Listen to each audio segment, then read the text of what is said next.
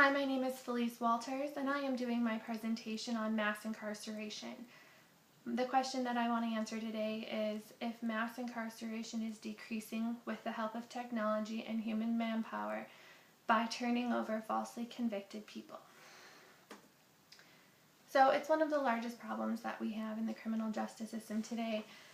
I expect to find that interrogations by themselves are not as effective as them with human manpower and processed by technology.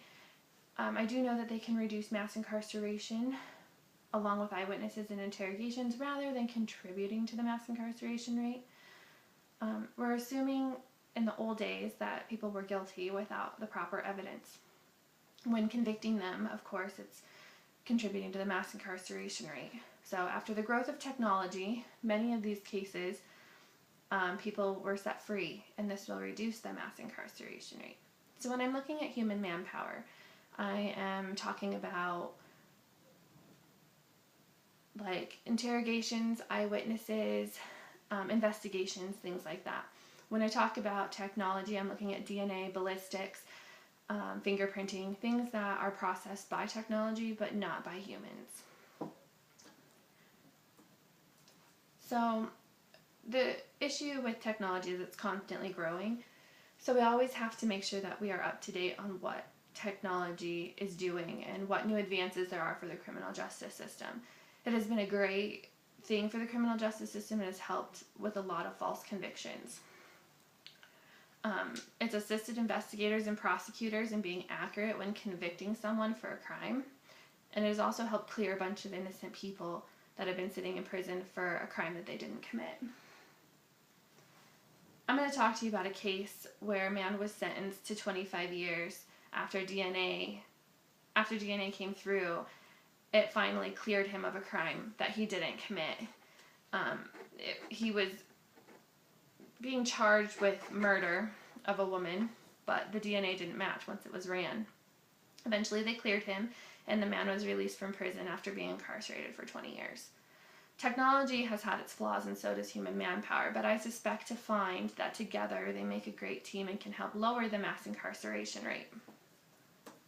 In the 1900s, what did the law look like? Well, we didn't really have much of a law. As for punishments, a lot of the most popular punishments were like the gallows, where they would hang people, electric chair, the gas chamber, where they would put you in the gas chamber and administer fumes that would kill you, firing squad, and lethal injection.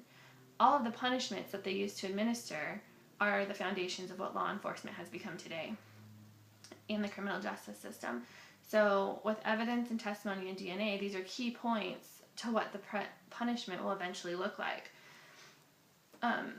As for technology, it has flaws, and the high-risk, high-tech forensic talks about DNA and how it can be misleading and risk problems for forensics and persons in investigations. So there was a case about a man that was robbed and murdered in his home. EMTs showed up on the scene to pronounce him dead. They swabbed his mouth, they took DNA evidence from underneath his fingernails, and along with that they took his fingerprints and did fingerprints around the home when investigators got there.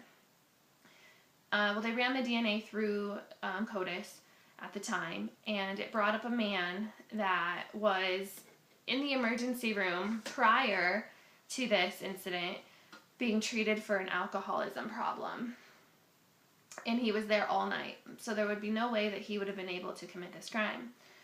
Well, they said that the reason this happened was when the EMTs came to pick up the man that had been killed, they had transferred DNA from the man that they had treated at the hospital for alcoholism to the man that was killed on the scene. So when DNA was ran, the DNA came back as the man in the hospital, not the perpetrator. So in saying this is another way technology can be misleading, and it can be inaccurate and can contribute to the mass incarceration rate. If the police would have went through with that evidence, that man would have been convicted, and he would have been spending time in jail for murdering a person that he didn't do. So, investigators said that the paramedics could have transferred DNA from this person to another person, but eventually that man was cleared. As you can see, technology has flaws, Investigators rely too heavily on technology, and I feel that without interrogations, technology is not sound. So, a DNA issue. How can interrogations assist in convicting a person contributing to mass incarceration without technology? Well, in the article, False Arrests and Convictions, I read that the man that was asked over and over again and was interrogated for 25, 26 hours at a time just wasn't as accurate. He was pushed, he was shoved, he was interrogated over and over. He had no food, he had no water. So eventually he falsely said that he committed the crime. So, how can things be inaccurate and help contribute to mass incarceration? Eyewitnesses are a huge thing that can be falsely identified. There was a case about two men. A woman identified one man as her perpetrator that had raped her. And when the case went to trial, defense attorneys said that she was a terrible witness because she was crack addicted. Well, later they find out that it wasn't him, it was somebody else, and she was high, so she didn't know who had committed the crime. In another case, and there was a boy that was guilty because he had talked about committing a murder to his friends. Well, when they came to interview him, it wasn't him, it was a friend of his that had talked about it, but he wanted to take the glory for it. So he had falsely convicted himself and was sentenced to 25 years to life until DNA evidence came through and he was presumed innocent. So internal investigating issues. This is a huge issue. There's a lot of police detectives and police officers that aren't as truthful as they need to be. They're not reliable. People will interrogate people for hours and hours on end with no food, with no water. They're there 8 to 10 hours, and eventually some of them will falsely say, I committed the crime, so that they can go home. And then they're convicted, and then they're sitting in prison for something they didn't do, which is contributing to our mass incarceration rate. So as for technology, how can technology contribute to the wrongful conviction rates? There was a case where a lady who worked in the cotton swab company that the investigators used the cotton swabs to take DNA from their mouth. She had sneezed and had gotten on some of the cotton swabs. So they swabbed a lady that they were doing an investigation on, and the hit came back 5 states away that she had committed this crime. So after that, they had taken in her DNA, their DNA, and processed it, and for sure it wasn't the lady that was working in the factory. It was just contaminated evidence. So that's how technology can be flawed.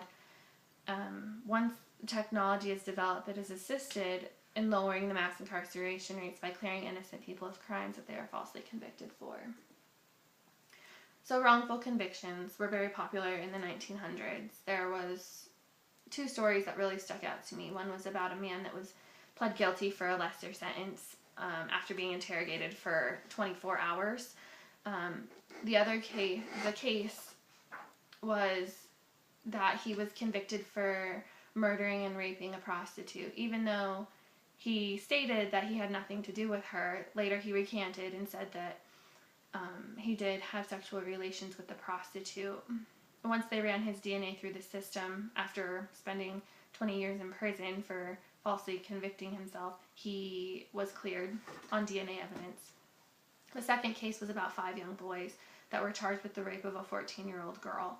All of the boys said that they had sexual relations with the young girl, and they were interrogated for hours and hours, and all of them ended up pleading guilty. Later they find out that after DNA was ran, that it was a 34-year-old man that was a pedophile and was targeting her in her area.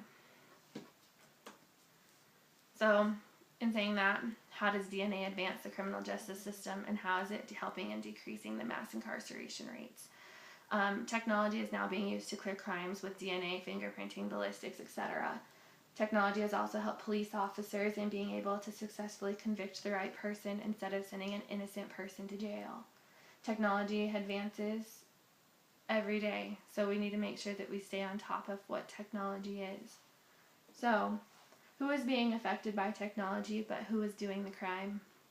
In an article on the war on drugs, it says that they're the largest contributor to the mass incarceration rate. Since 1972, the number of incarcerated people has increased 5 times without the comparable decrease in crime. So saying this, since 1972, the number of incarcerated people has increased. I feel that the people are in a panic with the defeat, definitely contributing to the mass incarceration rate. The outcome of this increase is increased incarceration through the production of tougher drug laws and prosecution. And since there's no really any equality in our system for people of race or gender, I feel that a lot of the lower poor classes are being targeted, which is massively contributing to the incarceration rates. So the nationwide statistics show that African American are 13 more times likely to go to prison on a drug offense, even though people of color are not more likely to do drugs, just more likely to be arrested for it. So this is a huge factor in the mass incarceration rates. We're incarcerating people that had nothing to do with the crime. So the inequality of our law enforcement and the war on the drugs fuel the spiraling incarceration rates and remove many women, men, and children from their communities and make it a big, difficult thing for them to come back home to once they've been incarcerated. So this brings me to the book that we read this summer, The Jim Crow Laws of Mass Incarceration. You can see that a lot of the people that are being arrested are of color and of race. So in some articles it says that they have imprisoned more men and women that are non-violent offenders than violent offenders. Knowing this, that it kind of scares me that there's more violent offenders out there and we're taking up space in prisons for non-violent offenders. Criminal justice systems create incentives for falsely convictions. So this is a lot of why people contribute to the mass incarceration rate. Some people get recognition through their precinct for getting convictions and get praised for doing it, which contributes to the mass incarceration rate. So how to reduce crime in the mass incarceration rate?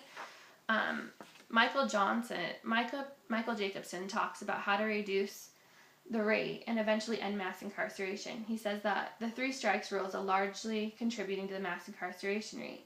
A few ways that he suggests that we can do this is to have more lenient sentences for nonviolent offenders, and there needs to be programs, groups, and support for those minor offenders. Jacobson also makes a great point when he says that our system focuses too much on getting criminals off the street, and we miss those who are really being the criminals and who's not. So DNA, about a man that was falsely convicted. His name's Godshock. He was a man that was questioned that had nothing to do with the crime. His DNA was ran, and he was a blood type B blood, which was also on the victim, was type B. So he was automatically convicted. 26 years later, he was found that he was not guilty. So what are some of the solutions to figuring out how to take care of the mass incarceration rates? After researching, I came up with some solutions. I found that having technology has helped decrease the mass incarceration rates. Racial differences and discrimination is why the system cannot seem to get the mass incarceration rates to drop more than they are now. So, the system and the people working in it have the power to make it fair and to have a just system. However, as long as people continue to give harsher sentences and throw the book at minorities, the more mass incarceration rates will continue to increase rather than decrease. So, it is the internal issues that have to be fixed within the state and within the judge. As long as the judge make final decision at their own discretion, mass incarceration will always exist. So in conclusion, I have learned that technology such as DNA and ballistics, lie detector tests, and other forms of technology and the increase and reduction of mass incarcerations both. I have also learned that police have a huge impact on the mass incarceration rates. They have helped contribute to 15 to 20% of incarcerations for falsely convicted people. They try and get confessions out of people and sit with them for hours and hours and deprive them of things that they need. As After they do this, they are falsely convicted and end up spending a lot of time behind bars until DNA evidence clears them. Separately, I feel that these two things are useless and are not effective in a positive manner at clearing crimes, but they can be unstoppable together. The human aspect of the interrogations, they can see guilty innocence, and body language can put hand in hand with DNA evidence, makes clearing crimes a lot easier and will lead to reducing the incarceration rate. With technology and manpower being able to work together and helping convict the correct person, this helps the incarceration rate. As the years have progressed, so has the criminal justice system. And I feel that together, human manpower and technology can reduce the mass incarceration rate and keep it low as long as it is done hand in hand and not one by itself. Not technology by itself, not human manpower by itself.